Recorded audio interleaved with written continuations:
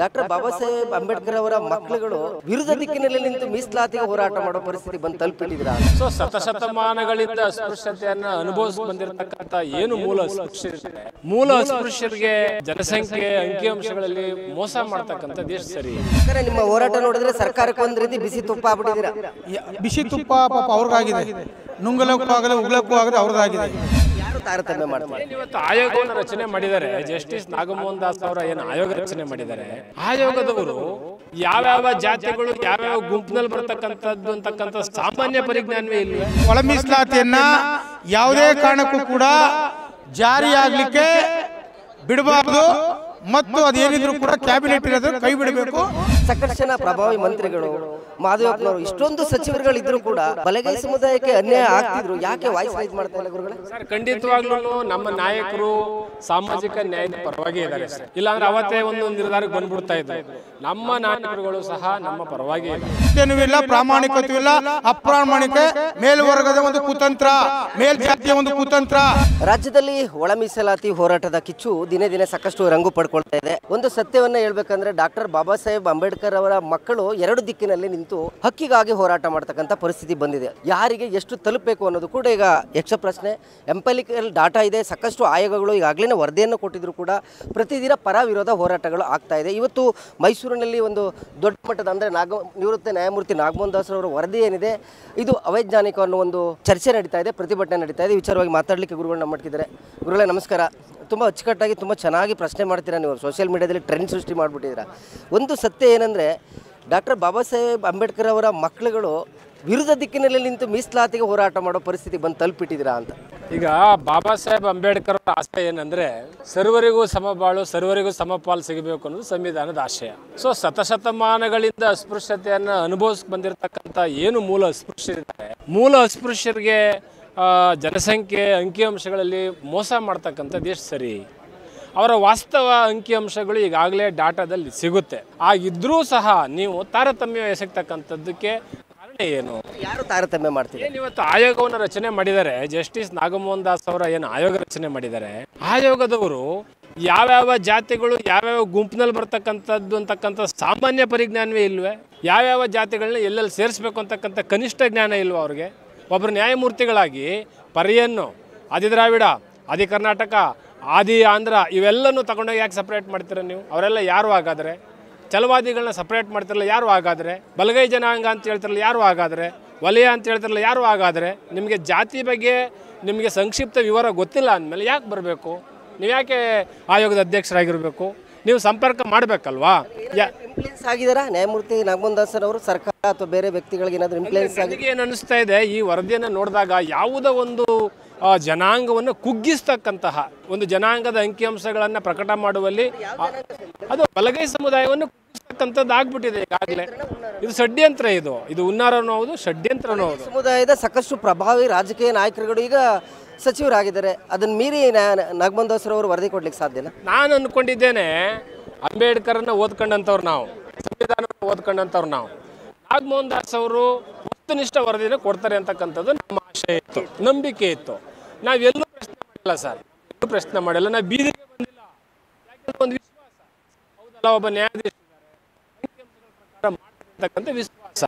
ಆದರೆ ಈಗ ಅಂಕಿಅಂಶಗಳು ಮಾಡೋದು ನೋಡಿದಾಗ ಇದ್ದಕ್ಕಿದ್ದಂತೆ ಒಂದು ದೊಡ್ಡ ಸಮುದಾಯವನ್ನು, 50 ಲಕ್ಷ ಇರ್ತಕ್ಕಂಥ ಸಮುದಾಯವನ್ನು ನೀವು 3 ಗುಂಪುಗಳಾಗಿ ಮಾಡಿಬಿಡ್ತೀರಿ ಅಂದರೆ ಇದು ವೈಜ್ಞಾನಿಕ ಔಟ್ಪುಟ್ ಏನು ಸರ್? ಇಂಟೆನ್ಷನ್ ಏನು ಅಂತ? ಇದ್ರ ಇಂಟೆನ್ಷನ್ನು ಮುಂದಿನ ದಿನಮಾನಗಳಲ್ಲಿ ರಾಜಕೀಯ, ಸಾಮಾಜಿಕ, ಆರ್ಥಿಕ, ಶೈಕ್ಷಣಿಕ ಹಕ್ಕುಗಳು ಸಿಗಬಾರದು, ಬಲಗೈ ಸಿಗಬಾರದು. ಇವರು ಮತ್ತಷ್ಟು ಪ್ರಬಲ ಮುಖ್ಯಮಂತ್ರಿ ಕೇಳ್ತಾರೆ.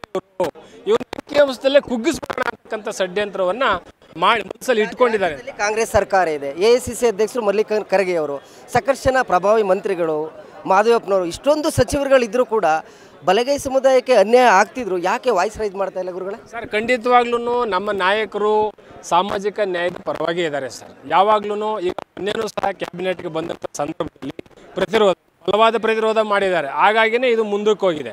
ಇಲ್ಲಾಂದ್ರೆ ಅವತ್ತೇ ಒಂದು ನಿರ್ಧಾರಕ್ಕೆ ಬಂದ್ಬಿಡ್ತಾ ಇದ್ರು. ನಮ್ಮ ನಾಯಕರುಗಳು ಸಹ ನಮ್ಮ ಪರವಾಗಿ ಇದ್ದಾರೆ. ಹಾಗಾಗಿ ನಮಗೆ ಅಂಕಿಅಂಶಗಳು ಮಾಧ್ಯಮದ ಮುಖಾಂತರ ಗೊತ್ತಾದ ಮೇಲೆ ನಾವು ಸುಮ್ಮನೆ ಕೂರಕ್ಕೆ ಆಗೋದಿಲ್ಲ. ಯಾಕೆ ಅಂತಂದರೆ ಒಂದು ಸಾಮಾಜಿಕ ನ್ಯಾಯದಿಂದ ವಂಚಿತರನ್ನಾಗಿ ಮಾಡ್ತಕ್ಕಂಥದ್ದು ಸಂವಿಧಾನಕ್ಕೆ ಮಾಡೋ ದ್ರೋಹ.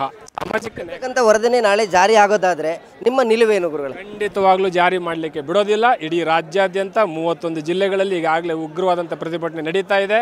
ಆ ಪ್ರತಿಭಟನೆಯಲ್ಲಿ ಸದಾ ನಿರಂತರವಾಗಿರುವಂಗೆ ಮಾಡ್ತೇವೆ. ಜಾರಿ ಆದ್ರೂ ಜಾರಿ ಹಾಕಕ್ಕೆ ಬಿಡಲ್ಲ. ನಾವು ಪ್ರಜಾಪ್ರಭುತ್ವದ ಮೌಲ್ಯಗಳನ್ನ ಎತ್ತಿಡಿದಂಥವ್ರು, ಸಂವಿಧಾನವಾದ ರಕ್ಷಣೆ ಮಾಡ್ತಕ್ಕಂಥವ್ರು ನಾವೇ ಹೆಂಗೆ ಬಿಡ್ತೀವಿ? ಸಾಧ್ಯನೇ ಇಲ್ಲ. ಸರ್ ನಮಸ್ಕಾರ, ದೊಡ್ಡ ಮಟ್ಟದಲ್ಲಿ ಸೇರಿದ್ದೀರಾ. ಅವ್ರು ಹೇಳ್ತಾರೆ ನಾವೇ ನಂಬರ್ 1 ಅಂತ ಎಡಗೈನವರು, ನೀವು ಹೇಳ್ತೀರಿ ಇಲ್ಲ ನಾವೇ ನಂಬರ್ 1 ಅಂತ.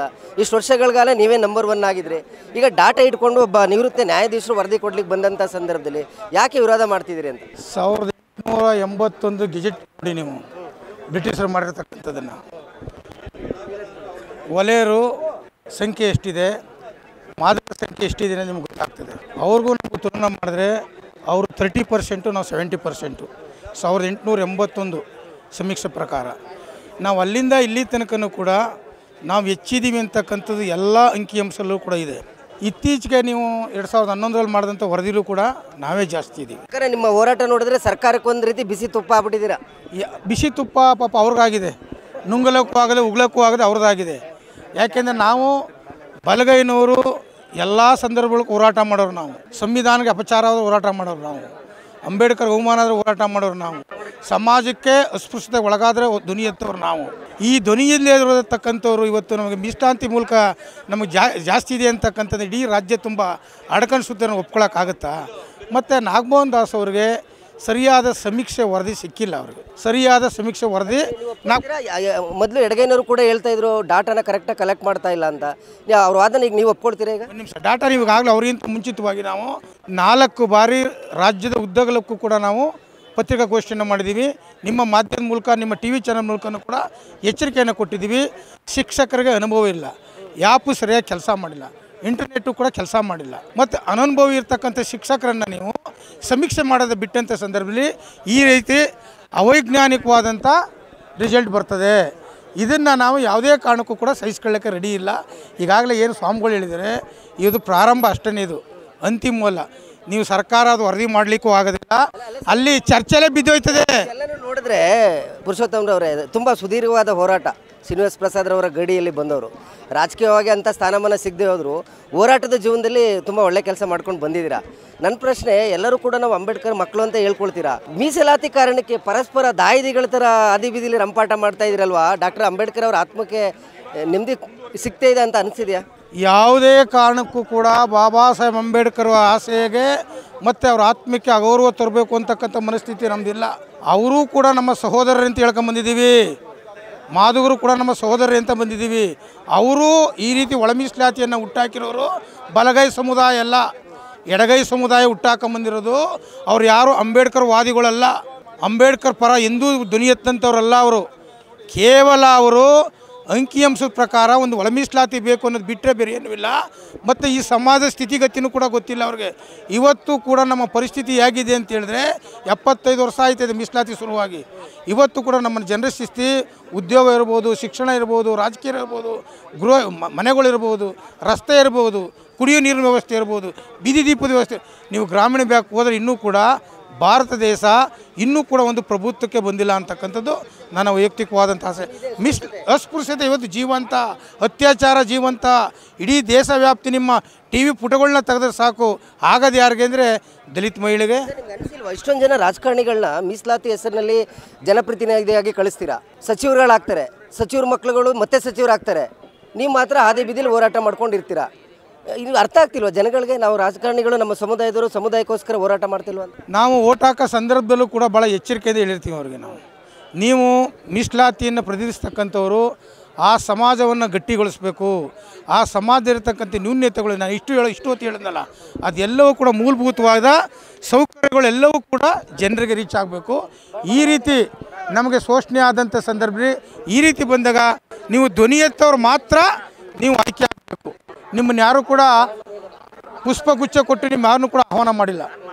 ನೀವು ಬಂದು ಈ ಜನರ ಸಮಸ್ಯೆಯನ್ನು ನಿರ್ವಹಿಸೋಕ್ಕಿದ್ರೆ ಮಾತ್ರ ಅರ್ಹತೆಯಿಂದ ನೀವು ಮೀಸಲಾತಿ ನಿಂತ್ಕೊಂಡು ಇರ್ಬೋದು. ಅದು ಯಾರ ಸ್ವತ್ತೂ ಅಲ್ಲ. ಅದು ಅವರು ಈ ಒಳ ಮೀಸಲಾತಿಯನ್ನು ಯಾವುದೇ ಕಾರಣಕ್ಕೂ ಕೂಡ ಜಾರಿಯಾಗಲಿಕ್ಕೆ ಬಿಡಬಾರ್ದು ಮತ್ತು ಅದೇನಿದ್ರು ಕೂಡ ಕ್ಯಾಬಿನೆಟ್ ಇರೋದು ಕೈ ಬಿಡಬೇಕು. ಮತ್ತೆ ಸಮೀಕ್ಷೆಯಾಗಿ ಎಲ್ಲರ ಒಳಗೊಂಡಂತೆ ಮತ್ತೆ ಅದು ತೀರ್ಮಾನ ತೆಗೆದುಕೊಂಡು ಜಾರಿ ಆಗಬೇಕು ಅನ್ನೋದೇ ಅಂತಿಮ. ನಾಳೆ ದಿನ ಪಾರದರ್ಶಕವಾಗಿ ಎಂಪೈರಿಯಲ್ ಡಾಟಾ ಇದ್ರೂ ಕೂಡ ನಾವೇ ನಂಬರ್ 1 ಬರಬೇಕು ಅನ್ನೋ ಮನಸ್ಥಿತಿನ ಆಯಿತು. ಯಾರು ಬಂದರೂ ಒಪ್ಕೊಳ್ಳೋಕೆ ರೆಡಿ ಇದ್ದೀರಾ ನೀವು? ನಾವು ಪ್ರಾಮಾಣಿಕವಾಗಿ ಸತ್ಯಕೃತ್ಯವಾಗಿದ್ದರೆ ನಾವು ಒಪ್ಕೊಂತಿದ್ವಿ. ನಾವು ಹಿಂಗೆ ಬೀದಿಗೆ ಬರ್ತಿರಲಿಲ್ಲ. ಸತ್ಯನೂ ಇಲ್ಲ, ಪ್ರಾಮಾಣಿಕತೆಯೂ ಇಲ್ಲ. ಅಪ್ರಾಮಾಣಿಕ ಮೇಲ್ವರ್ಗದ ಒಂದು ಕುತಂತ್ರ, ಮೇಲ್ಜಾತಿಯ ಒಂದು ಕುತಂತ್ರ. ಈ ನಾಯಕರುಗಳು ನಮ್ಮನ್ನು ಹೊಡೆದಾಳ್ತಾ ಇದ್ದಾರೆ. ಚುನಾವಣೆಗೋಸ್ಕರ, ಮತದಾನದ ಹಕ್ಕಿಗೋಸ್ಕರ ದೊಡ್ಡ ದೊಡ್ಡ ನಾಯಕರುಗಳು ಎಲ್ಲ ಪಕ್ಷದಲ್ಲೂ ಇದ್ದಾರೆ. ಅರ್ಥವಾಯ್ತಾ? ಅವ್ರಿಗೆ ಹೇಳ್ತಿರ್ತಕ್ಕಂಥದ್ದು ಅವ್ರನ್ನ ದೂರ ಇಡಬೇಕು. ದಾಯಾದಿಗಳು ಮಾಡಿಬಿಟ್ಟಿದ್ದಾರೆ. ಈಗ ಮಾಡಾಗಿದೆಯಲ್ಲ, ನೀವೇ ಹೇಳ್ತಾ ಇದ್ದೀರಲ್ಲ, ಅದನ್ನು ನಾನು ಹೇಳ್ತೇನೆ, ನೀವೇ ಹೇಳ್ತಾ ಇದ್ದೀರಿ. ನಮ್ಮ ದಾಯಾದಿಗಳು ಮಾಡಲಿಕ್ಕೆ ರಾಜಕಾರಣವೇ ಕಾರಣ, ರಾಜಕೀಯ ಪಕ್ಷಗಳೇ ಕಾರಣ. ಷಡ್ಯಂತ್ರ ಫಲ ಕೊಡುತ್ತಾ? ಖಂಡಿತವಾಗಿ ಮಕ್ಕಳು ದಾಯಾದಿಗಳಾಗ್ತಾರ, ಒಗ್ಗಟ್ಟಾಗಿರ್ತೀರ? ನಾನು ಇವತ್ತು ಕೂಡ ಎಡಗೈ ಸಮುದಾಯ ನನ್ನ ಸಹೋದರಿ ಅಂತ ಸ್ವೀಕಾರ ಮಾಡ್ತೀನಿ. ನೋಡಿದ್ರಲ್ಲ ವೀಕ್ಷಕರೇ, ಇದಿಷ್ಟು ಇಲ್ಲಿ ಪ್ರತಿಭಟನೆಗೆ ಕುಳಿತಿರ್ತಕ್ಕಂತಹ ಹೋರಾಟಗಾರರು, ಸ್ವಾಮೀಜಿಗಳು ಮತ್ತೆ ಕಾನೂನು ತಜ್ಞರ ಒಂದು ಒಕ್ಕೊರಲ ಮನವಿ ಅಂದರೆ, ನಾಗಮೋಹನ್ ದಾಸರವರ ವರದಿ ಸಚಿವ ಸಂಪುಟದಲ್ಲಿ ಯಾವಾಗ ಚರ್ಚೆಗೆ ಬಂತು ಅಲ್ಲಿ ಬಲಗೈನವರು ಕಡಿಮೆ ಬಂದಿದ್ದಾರೆ, ಎಡಗೈನವರು ಜಾಸ್ತಿ ಸಂಖ್ಯೆ ಬಂದಿದೆ ಅನ್ನೋದ್ರ ಬಗ್ಗೆ ಮಾಹಿತಿ ಲೀಕ್ ಆಗಿದೆ. ರಾಜ್ಯದ ಮುಖ್ಯಮಂತ್ರಿ ತವರು ಜಿಲ್ಲೆಯಲ್ಲಿ ಉಗ್ರವಾದ ಹೋರಾಟವನ್ನು ರೂಪಿಸಲಿಕ್ಕೂ ಕೂಡ ಎಚ್ಚರಿಕೆಯನ್ನು ಕೊಟ್ಟಿದ್ದಾರೆ. ಒಂದು ರೀತಿಯಲ್ಲಿ ಎಲ್ಲ ಈ ಒಂದು ಕಾಂಗ್ರೆಸ್ ಸರ್ಕಾರಕ್ಕೆ ಈ ಒಂದು ಒಳ ಮೀಸಲಾತಿ ಬಿಸಿ ತುಪ್ಪ ಆಗಿದೆ. ನುಂಗ್ಲಿಕ್ಕೂ ಆಗ್ತಾ ಇಲ್ಲ, ಉಗ್ಲಿಕ್ಕೂ ಆಗ್ತಾ ಇಲ್ಲ. ಅಲ್ಟಿಮೇಟ್ಲಿ ಎಂಪೆರಿಕಲ್ ಡಾಟಾ ಏನಿದೆ ಅದರ ಆಧಾರದ ಮೇಲೆ ನೀವು ಅಂಕಿಅಂಶವನ್ನು ಬಿಡುಗಡೆ ಮಾಡಬೇಕು ಅಂತೇಳಿ ಸರ್ಕಾರಕ್ಕೆ ಒತ್ತಾಯವನ್ನು ಮಾಡ್ತಿರ್ತಕ್ಕಂಥದ್ದು. ಕ್ಯಾಮ್ರಾ ಪರ್ಸನ್ ವಿನಯ್ ಜೊತೆ ರಾಘವೇಂದ್ರ, ಗುಡ್ ನ್ಯೂಸ್ ಕನ್ನಡ, ಮೈಸೂರು.